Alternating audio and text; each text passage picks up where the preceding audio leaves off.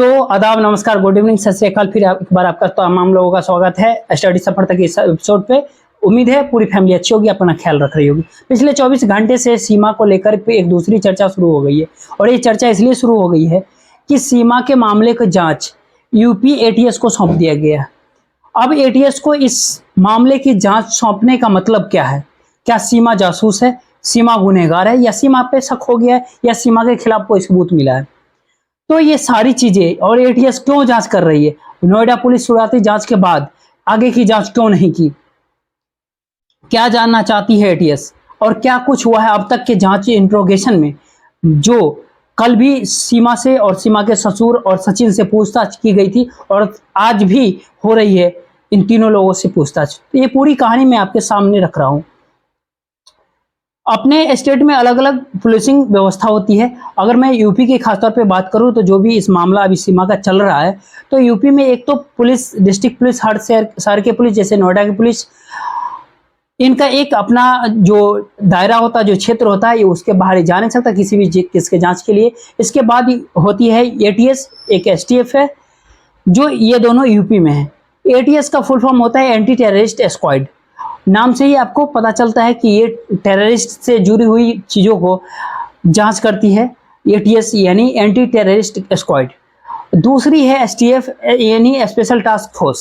Special task force anti terrorist से बिल्कुल अलग है, इसलिए अलग है क्योंकि एसटीएफ का काम है गैंग, डॉन, माफिया और ऑर्गेनाइज्ड क्राइम में जो बड़ी चीज़ें हो रही है, उन चीज़ों को जांच करना, उसे रोकना, उसे के खिलाफ एक्शन लेना। तो एटीएस से सिर्फ और सिर्फ टेररिज्म से जुड़ी हुई चीज़ों को जांच करती है या करती है। और एसटीएफ जो ऑर्गेनाइज क्राइम और माफिया डॉन, जैसे अतीक, असद, अशरफ की सारी चीज़ें चल रही थी यूपी में, जो अशरफ का इनकाउंटर हुआ, सारी चीज़ें एसटीएफ करती है। ये यूपी में लगभग जितने भी इनकाउंटर हो रहे हैं, उसके पीछे कहीं ना कहीं एटीएस का ही हाथ होता है। तो एसटीएफ को नहीं बल्कि एटीएस को ये जांच दी गई है। क्यों जांच दी गई है? तो इसकी पूरी इनसाइड स्टोरी ये है कि नोएडा पुलिस की शुरुआती जांच सीमा को पूछताछ के लिए पहले हिरासत में लेती है, फिर उसके बाद उसे जेल भेज देती है, और जेल 4 जुलाई को उसे जेल भेजा और 7 जुलाई को उसे सीमा को जेवर सिविल कोर्ट ने जमानत पर रिहा कर दिया, और सचिन को भी। अब ये दोनों बाहर आ गए, तब से सीमा और सचिन के घर में हैं। नोएडा पुलिस इस दौरान अपने पूरी जांच जब की, तो बहुत सारी चीजें उनके सामने आई। सीमा के व्हाट्सएप चैट, सीमा के पास पाकिस्तान से कॉल, सीमा के पबजी गेम खेलने के जो सचिन के साथ बातचीत, सोशल मीडिया के थ्रू जो दोनों का एक दूसरे से कांटेक्ट, सीमा के पास से बरामद मोबाइल, सिम कार्ड, पासपोर्ट, फिर कराची से लेकर शारजा और शारजा से लेकर काठमांडू तक का जो एयर ट्रेवल टिकट। अब इसके पूरे जांच का जो दायरा था, ये नोएडा के सरहद में सीमा से बाहर निकल रहा था। अब इस जांच के तार जुड़ रहे थे कराची से, जांच के तार जुड़ रहे थे शारजा से, जांच के तार जुड़ रहे थे काठमांडू से। फिर काठमांडू में पता चला कि दोनों ने शादी की जिस मंदिर में उसने शादी की, क्या उसमें वाकई कोई सबूत वहां है? काठमांडू के जिस होटल में, काठमांडू के एक बस स्टॉप है, उसके बराबर में एक होटल सस्ता था जिसका किराया 500 था, जो वहां ये दोनों 7 दिन रहे। जो पहली बार जब ये मार्च 2023 में क्या वो 7 दिन होटल में रहे, किस नाम से रहे? तो ये इसके लिए काठमांडू से पूछताछ होनी थी, वहाँ के जो सोर्सेस थे। तब नोएडा पुलिस की हद जो है, नोएडा के बाउंड्री, उससे आगे जा नहीं सकती, तो बहुत सारे परमिशन की जरूरत होती है। इन्हीं चीज़ों को देखते हुए जांच का दायरा देश से बाहर है। नोएडा की पुलिस के जो इस मामले की शुरुआती जांच की, उसमें लखनऊ पुलिस हेडक्वार्टर को एक रिपोर्ट अपने आला अफसर के थ्रू एक गुजारिश की। वो गुजारिश में इसने कहा कि हम इस जांच हमारे हद से बाहर जा रही है, और इसके लिए बहुत सारे कागजी जरूरी इजाज़त चाहिए होगी, इसलिए इस जांच को किसी एक ऐसी एजेंसी को दे दिया जाए जिसका दायरा बड़ा हो। अब चूंकि सीमा का मसला एक पाकिस्तान लड़की का मसला है, और ये भी है कि स्पाई या जासूस हो सकती है, और जासूसी का मतलब है कि उसकी जासूसी के अगर वो जासूस है तो उसकी इनपुट उसके टेररिस्ट अटैक और बाकी चीज़ों की, इसीलिए मामला एटीएस को सौंपा गया, यूपी एटीएस को, एंटी टेररिस्ट स्क्वाड को। अब यूपी एटीएस के जो नोएडा यूनिट की जो टीम है, वो कल उस चार्ज को लिया और पहुंच गया नोएडा। उसके बाद नोटिस भेजा, इन्फॉर्मेशन दी गई, सूचना भेजी गई कि सीमा और सचिन और उसके पिता को वो एटीएस के सामने पेश होना है। और तीनों को पेश किया गया। पहले तीनों को एक साथ पूछताछ किया गया, फिर तीनों से अलग अलग पूछताछ की गई, ताकि अगर कोई अलग अलग बयानी कर रहे हैं तो पता चल जाए। कल करीब 5-6 घंटे के पूछताछ के बाद तीनों को घर जाने दिया गया। आज भी पूछताछ के लिए बुलाया गया। अब सवाल यह है कि नोएडा पुलिस शुरुआती सारी तफ्तीश कर ली, नोएडा पुलिस की सारी इन्वेस्टिगेशन के बाद ही एक तरह से जब ये लगा कि ये पुख्ता केस नहीं है, तो जेवर सिविल कोर्ट ने मतलब हैरत अंगेज तो है कि 48 से 72 घंटे के बीच जमानत भी दी गई, इस शर्त के साथ कि सीमा सचिन घर से बाहर नहीं निकलेंगे और यहीं रहेंगे। तो फिर एटीएस इस मामले की जांच कर रही है। तो एटीएस को जो जांच करना है उसमें कुछ चीजें हैं। पहली कि ये दोनों काठमांडू में पहुंचे थे। पहली बार सीमा और सचिन की मुलाकात मार्च में हुई थी 2023 में। उन 7 दिनों में ये जिस होटल में रहते उस होटल का सच क्या है, जिस मंदिर में शादी की उस मंदिर में शादी के सबूत क्या है।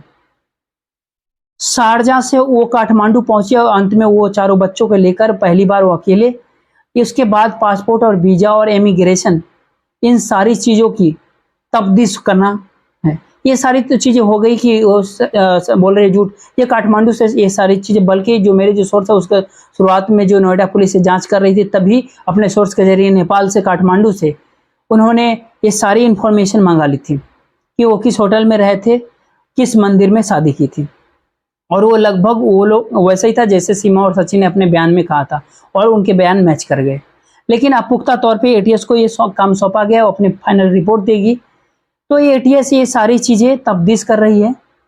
इसके अलावा जो सीमा के खासतौर पे पूछताछ जो कर सच्चाई पता लगाने है एटीएस को, जो एक सवाल का जवाब तलाशना है कि सीमा क्या सच में इसकी मारी है या फिर जासूस है। उसके लिए कई सवाल है, लेकिन फिर एक सवाल हासिल करना उसका जवाब। एटीएस यहाँ पे जांच करेगी कि सीमा मासूक है या जासूस। और इसी मासूक और जासूस पर कई चीजें हैं। सीमा के बैकग्राउंड है कि बलौच कबीले से या बेहद गरीब परिवार से, फिर इसके एयर फेयर, 4 बच्चों के पासपोर्ट, वीजा, काठमांडू जाना, काठमांडू से भारत आना, इसके पैसे कहाँ से आए। तो सीमा का बयान था कि उसने अपना एक घर बेचा था, घर एक बेच दिया, और वो पाकिस्तानी करेंसी में अगर करीब 10 से 12 लाख रुपए इंडियन करेंसी में अगर उसे बदले हिसाब लगाए तो 5-6 लाख रुपया बैठता, क्योंकि पाकिस्तान का करेंसी इस आजकल बहुत गिरी हुई है। तो वो घर जो था वो किस इलाके में था और कहाँ था, इस बात की तफ्तीश करनी है। घर वाकई उतने पैसे में बेचा।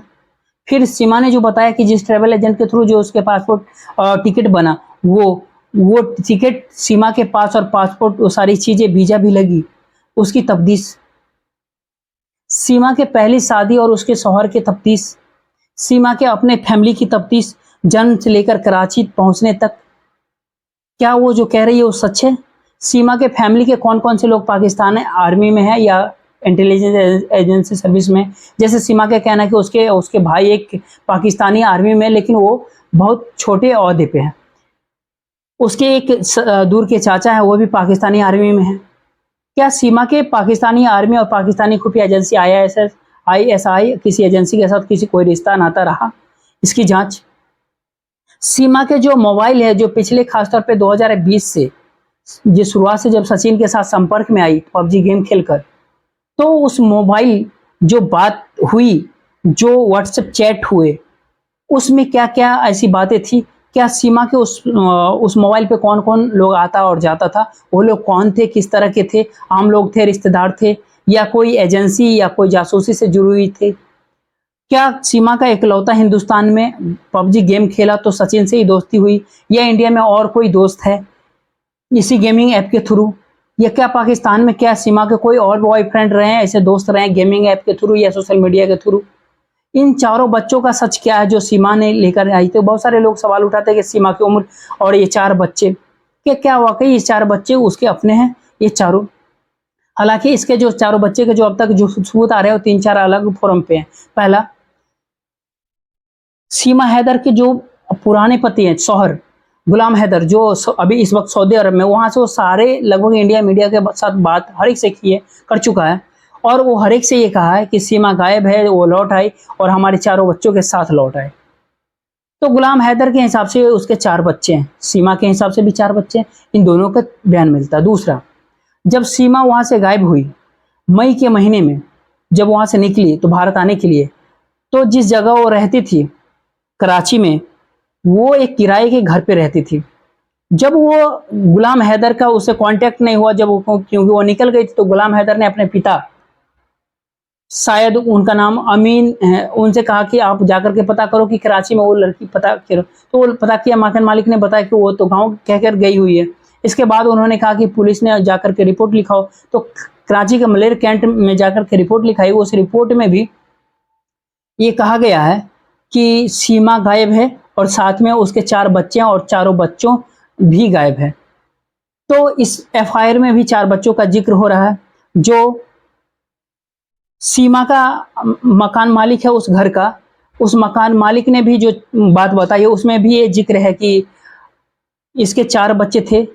ये 4 बच्चे का बार बार जिक्र आ रहा है जो एफआईआर में लिखाया गया है पाकिस्तान के कराची पुलिस स्टेशन में। उनमें इस बच्चों का नाम भी दर्ज है। एक का नाम है फरहान, एक का नाम फरवा, एक का नाम फरीदा बतूक, एक का नाम है फरहा बतूक। और ये जो आमिर खान गुलाम हैदर के पिता का नाम है। और इसमें चारों बच्चे के भी नाम है। तो इन चारों चीज़ों से गुलाम हैदर के खुद बयान, सऊदी अरब से मकान मालिक का बयान, गुलाम हैदर के पिता यानी सीमा के एक्स ससुर का बयान, और कराची पुलिस स्टेशन में नामजद ये एफआईआर, ये रिपोर्ट, इसमें भी इन चारों बच्चों का नाम। तो इससे लगभग पुख्ता होता है कि ये चारों बच्चे सीमा के हैं। लेकिन सीमा के पास पैसे कैसे, सच में इतने मकान थे, इसकी तफ्तीश करना है। सीमा को सच में मोहब्बत थी और वो मोहब्बत के लिए आई है, या मोहब्बत के साथ एक साजिश, एक लपेट कर आई है। अब यहाँ पे उसे स्पाई के तौर पे भेजा गया है, इस चीज़ की जानकारी, ये सारे सवाल हैं जो जिनके जवाब एटीएस को तलाशने हैं। हालांकि जो मेरी जानकारी है, शुरुआती 3 दिनों के अंदर अंदर जब नोएडा पुलिस ने सीमा को एक तरह से हिरासत में लिया था, पूछताछ की थी, तो उसके सारे बयान को आईबी के थ्रू, अपने इंटेलिजेंस ब्यूरो गुप्तर से बात करके, उसके थ्रू, जो एक लोकल पुलिस, जब कोई एक विदेशी नागरिक आता तो उस स्टेट के सेंट्रल गवर्नमेंट का होता है, तो वो कहते हैं कि मुझे खुफिया एजेंसी आईबी के थ्रू सीमा के सारी इंफॉर्मेशन को शेयर किया गया, और उसके पाकिस्तान के पते से लेकर उसके मोबाइल के डिटेल्स, उसके सोशल मीडिया अकाउंट्स, उसके गेमिंग ऐप के सारे डिटेल्स, ये उसके वहाँ के शनाख्ती कार्ड, ये सारी चीज़